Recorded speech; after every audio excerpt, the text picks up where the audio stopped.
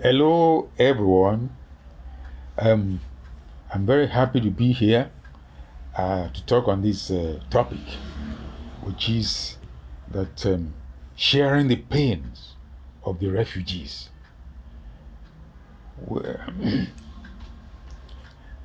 Obviously, we have seen refugees um, crammed into camps.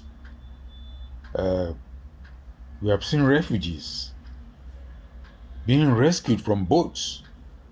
Those who are lucky, many of them drowning, and we have seen refugees everywhere, all in very pathetic conditions. And you have you have to be no human being can fail to feel the pain. But there is no point in just sharing the pain and not doing anything about it. So the kernel of my talk, of my contribution, would be what is causing this pain and what can be done to remove it. Because I believe that is the most important thing of all. You have to, if you want to solve a problem, you have to understand the cause, where it's coming from. And it's only then that you can see how you can find a solution to it. Well, where is this problem coming from? First and foremost, there are two types of refugees. And the first is political refugees, and then secondly, economic refugees. Political refugees are people who have to flee their country or their place of abode because there's a war going on, bombs dropping everywhere. They can't lead their regular lives. And economic refugees are those who, because their countries are so poor, they can make a living, they can make ends meet easily. They feel that if they move to another country, they will be able to do better, to have a better life. So first of all, what causes people to become political refugees? What causes wars, political unrest, and instability of everyday life in these countries? And already examples that we have here of political refugees are those fleeing from Syria, fleeing from Afghanistan, fleeing from Republic of Congo, Congo DR, fleeing from Yemen, all those places. And what causes the political unrest and wars, leads to wars in these places? Because we have to understand this if you want to put a stop. And in a way, the big powers, first of all, the political ambition of individuals within those countries, and then the big powers that back them. They give them, for example, Syria wouldn't have been so serious, the situation there wouldn't have been so serious if they didn't have international backers on both sides. Only some are backing more than the others, giving arms. And hence, We have to stop these big powers, obviously by persuasion, because they carry the guns. You can't do anything about that. From backing these sides, we will have to try to encourage them, the big powers that is, to persuade their clients in those countries to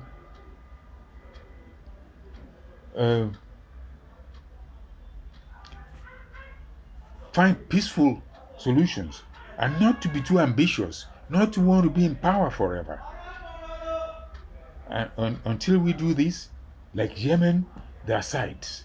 United Arab Emirates, Saudi Arabia on one side, Iran on the other. You have clients. In Syria, Russia is there. The US is backing off, but Turkey is also there. And we have to be able to do it. And this is a very difficult situation because we can't, it's not easy to persuade these people. We don't have a solution yet.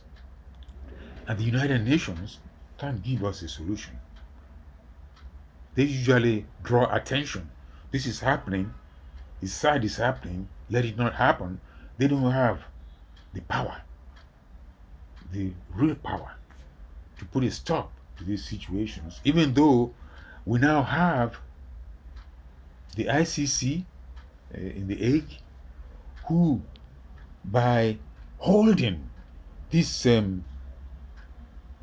powers, these minor power-drunk rulers accountable for war crimes, are discouraging this kind of behavior and limiting economic, political refugees.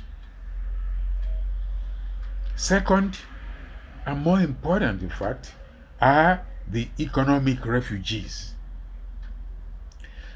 The economic refugees, they see that conditions are very bad in their country. They are very poor.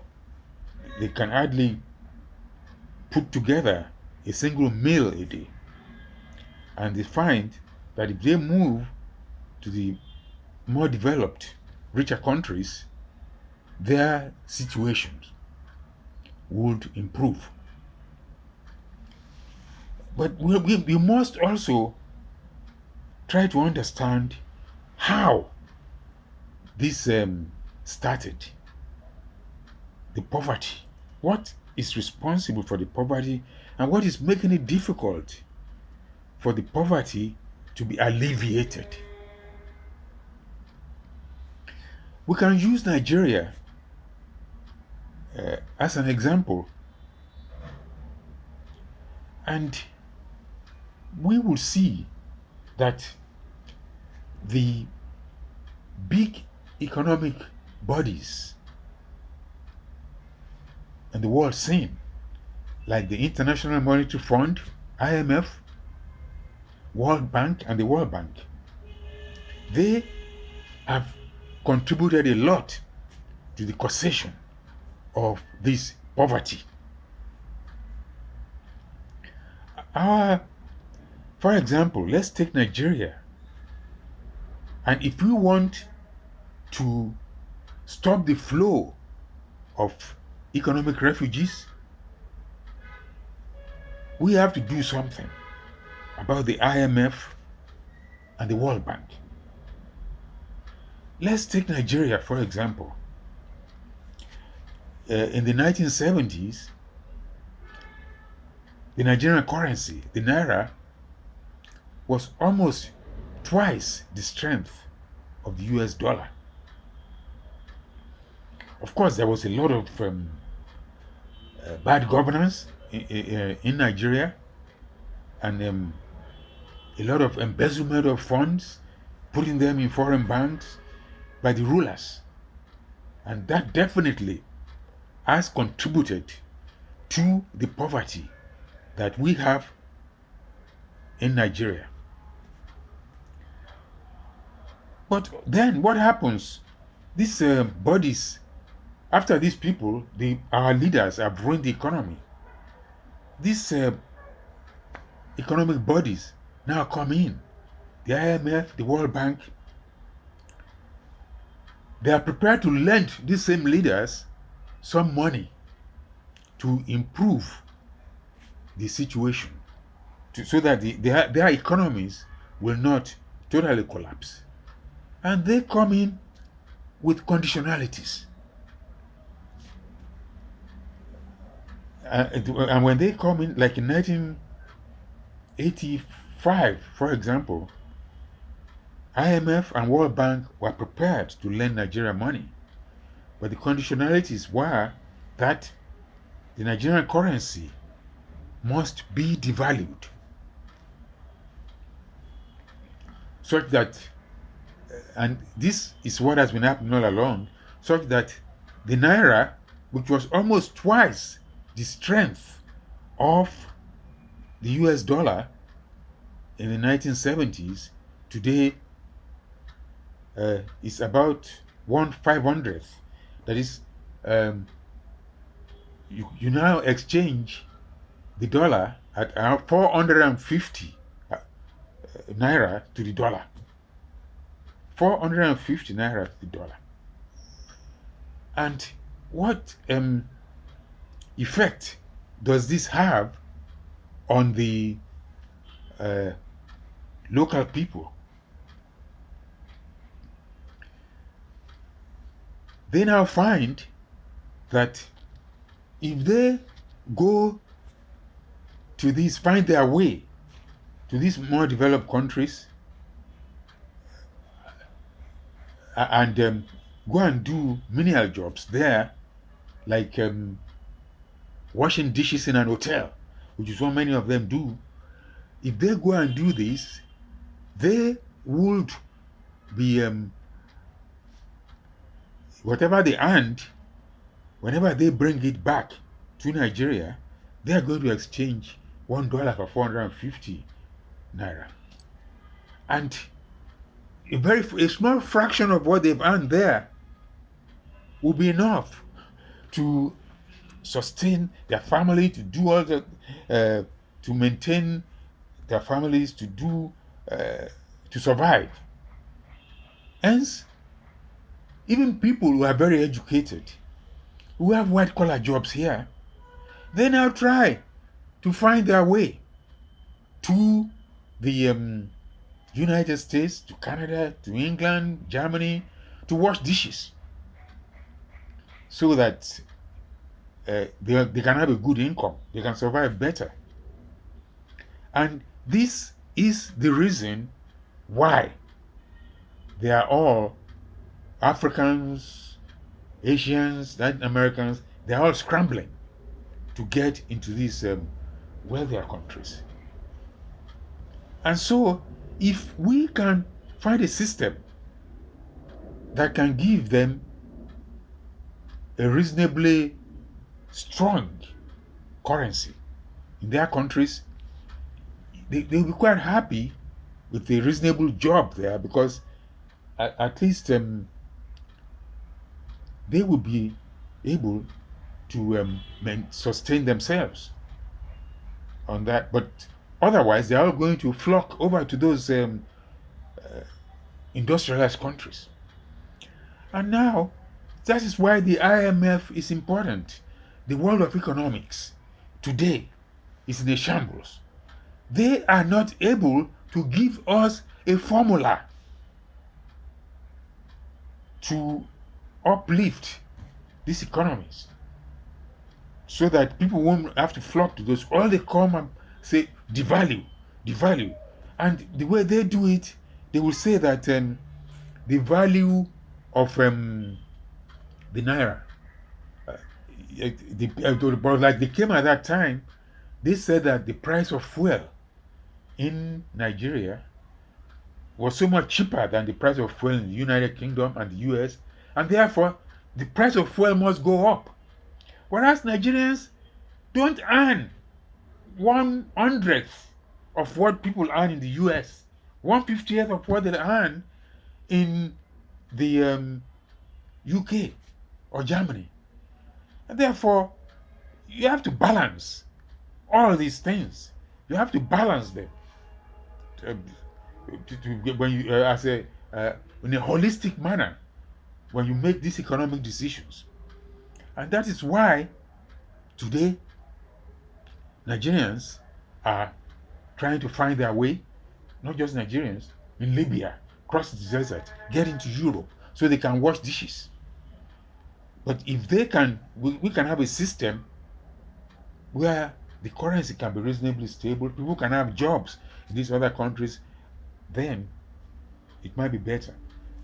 It might solve this problem of people flocking to all these countries, richer countries. And of course, the basic truth is these richer countries can never absorb, no matter, they can't absorb 2 or 3 million people who are trying to cross over. So now that is why there is a crisis. Because I remember in about 1991 or so, the president of the World Bank named Baba Konebo came to Nigeria and he wanted prices to go up to lend us money. And he came back, he went to the markets and noted the prices. He came back 6 months later and he was upset that the prices hadn't gone up yet. Whereas the reality is that if the prices went up, those women selling in the markets know that people won't have the money to patronize them, to buy from them, and all their perishable goods will perish without any, they won't be able to sell them. And they won't sell, they'll be poor, everybody's poor. There's a crisis all around.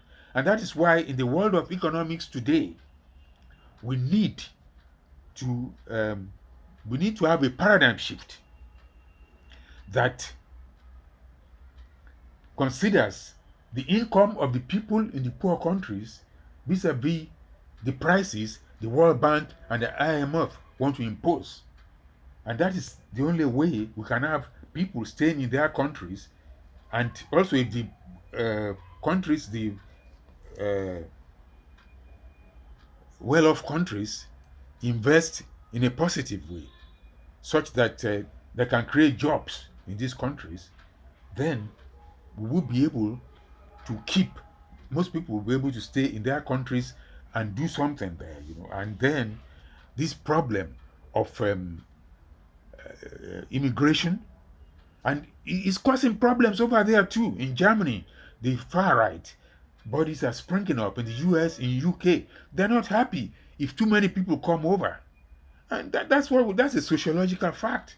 These things will happen, and these refugees will keep pouring on, and they keep treating them badly, and they can't handle it. Greece itself has problems. It can't handle all the refugees that are there. And so if we really want to share the pains of these refugees, we have to make their pains go away. And therefore, we have to find a way of making the economies, in all countries, be in reasonable condition, so that they can feed their people, so that the people can be able to have a job with dignity. And then, otherwise, next year we're going to have another World Refugees Day. We'll be sharing their pain, and we won't be able to do anything about it. We need to do something about it. We need a paradigm shift in the world economic order, not even just by the country, but the powerful people at the IMF, the World Bank, and all these economies. Everybody thinks they are gods. Nobody queries them. They did their SAP in Nigeria, structural adjustment policy, and all that. They said everything was going to be fine in 5 years. In 5 years' time, things were worse. And they admitted they had failed. The big economists in the world, the academic economists, that they have failed, and they've made a mistake.